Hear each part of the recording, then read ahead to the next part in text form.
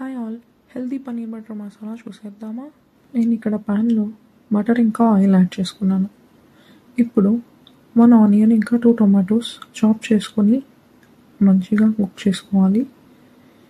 ఇప్పుడు 15 మినిట్స్ నేను cashews and watermelon seeds soak చేశాను, అవి కూడా యాడ్ చేశాను. ఇది బాగా ఫ్రై అయ్యాక దీన్ని మంచిగా పేస్ట్ చేసుకొని పక్కన పెట్టేసుకుందాం.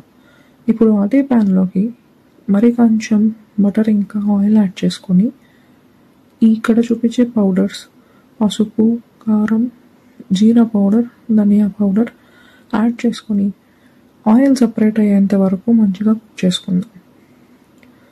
ఇప్పుడు ఇదంతా మంచిగా కుక్ అయ్యాక మనం ముందుగా చేసుకున్న పేస్ట్ని యాడ్ చేసుకుందాం.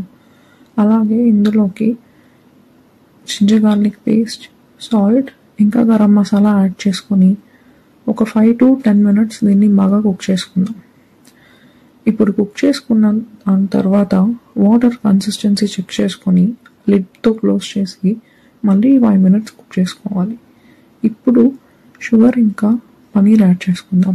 షుగర్ యాడ్ చేయడం వల్ల మనకి డిష్ టేస్ట్ అనేది చాలా మంచిగా ఎన్హాన్స్ అయ్యి ఆ మసాలాస్ అన్నీ బాగా అబ్జర్బ్ అవుతాయి మనకి గ్రేవీలోకి.